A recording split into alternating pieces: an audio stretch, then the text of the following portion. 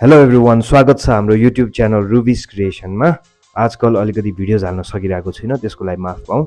Inconsistency चाहिँ मेरो personal रिजन्सले गर्दा हो। So I am back today with another video, जसको बारे तपाईँहरूले थम्बनेल हेरेर त्यसको राज पत्ता लगाइसक्नु भयो होला। सो विशेष म के भन्न चाहन्छु भने आजको भिडियोमा चाहिँ यो कुकिङ ट्युटोरियल भिडियो चाहिँ बिगिनर्स एज वेल एज प्रोफेसनल्सको लागि दुवैलाई चाहिँ यो एडभान्टेजियस हुनसक्छ। सो भिडियो चाहिँ अन्तिमसम्म अवश्य हेर्नु होला प्लिज है, र नयाँ हुनुहुनेहरूले सब्सक्राइब गरिदिनु होला। So let's begin.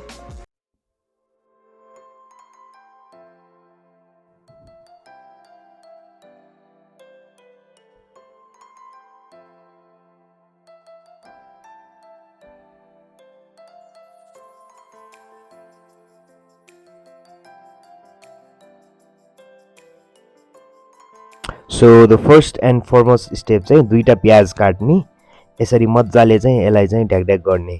यो चाहिँ मेसिनमा पनि ब्लेन्ड गर्न सकिन्थ्यो, तर मैले चाहिँ यसमा गरेँ। सो यसलाई यसरी पेस्ट बनाइसकेपछि प्लेटमा हालौँ यसरी होइन। अनि प्लेटमा हालेर म सर एकचोटि तपाईँलाई चाहिँ स्पाइसेसहरू यो देखाइदिन्छु। यो के कति हो, कति हाल्नुपर्छ, के हो नाम, सबै डिस्क्रिप्सन बक्समा पछि हेर्न सक्नुहुन्छ है। सो अब यो चाहिँ मासु भयो किमा है, बफ। अब यसमा चाहिँ हामी सबै यो इन्ग्रिडियन्ट्सहरू जति पनि छ टेबलमा त्यो सबै हामी हाल्नेछौँ है। तर त्यो बेसार बाहेक चाहिँ अरू सबै हाल्छौँ यसमा। यसरी हालेर चाहिँ मजाले मोलौँ, मजाले यसलाई मोलौँ। जति राम्रोसँग मोल्न सक्यो त्यति सफ्ट हुन्छ, नरम हुन्छ मासु खाने बेलामा है। सो अब यो बल्स बनाउनु पऱ्यो। बल्स बनाउँदाखेरि चाहिँ धेरै ठुलो सेप पनि होइन, धेरै सानो सेप पनि होइन, ठिक्कको सेप बनाउनु, जस्तै भिडियोमा देख्न सक्नुहुन्छ तपाईँले है। अब यो चाहिँ पानी पनि अब राखेको, किनकि हात च्याप नहोस् भनेर त्यो साइडमा पानीमा एकचोटि डुबाउनु पर्ने हुन्छ है त्यो मासु बनाएर बेलामा। अनि यो चाहिँ यसरी गोलो सकेसम्म गोलो, अनि प्याच्च पारिदिने। पेडा भन्छ, पेडा सेपमा बनाउने हो। फेरि गोलो बनाउन अलिकति उनै हुन्छ, बनाउनु त मिल्छ तर त्यही पनि त्यो पकाउँदाखेरि त्यो हुँदैन। सो यसरी ठ्याप्चो पारेर बनाउनु होला है मासु, पछि आफै गोलो हुन्छ। म तपाईँलाई देखाउँछु अगाडि यो मासु कस्तो हुन्छ भनेर। सो 15 देखि 17 पिसेसहरू बनिसकेको छ यतिको साइजमा है। साइज चाहिँ सेम रहोस् है, सकेसम्म ठुलो सानो नगर्नु होला।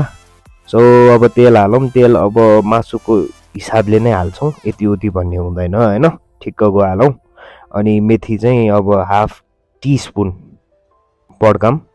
मेथी डढिसकेपछि चाहिँ जुन अघि नै हामीले बेसार हालेको थिएनौँ त्यो बेसार चाहिँ हामीले चाहिँ हाल्नुपर्ने हुन्छ है अहिले। सो यसरी बेसार हालिदिउँ है। अरू सबै हामीले मरमसलाहरू हालिसकेका छौँ मासुमै है।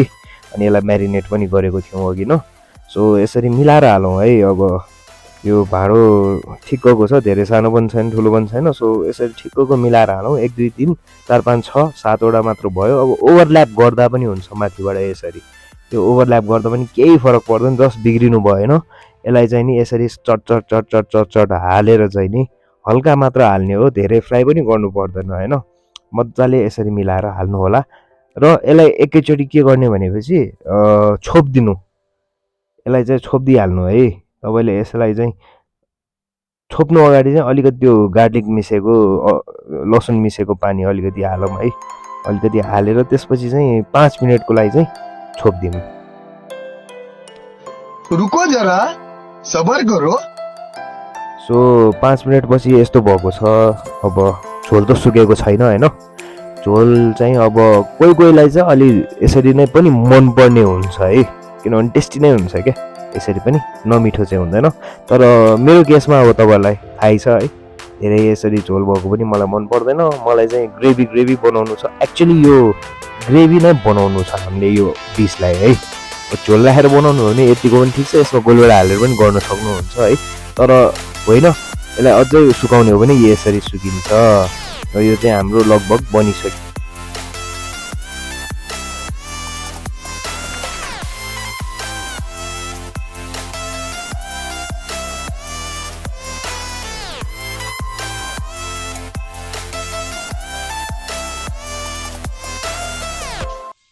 भिडियो कस्तो लाग्यो त तपाईँहरूलाई गाइस? राम्रै लागेमा चाहिँ सब्सक्राइब गरेर बेल नोटिफिकेसन अन गरिदिनु होला, र नराम्रो लागेमा कमेन्टमा गएर मजाले गाली गरिदिनु होला। कमेन्टमा गएर चाहिँ सुझाव दिनु होला र मेरो च्यानललाई प्लिज सब्स्क्राइब गरिदिनु होला। धन्यवाद।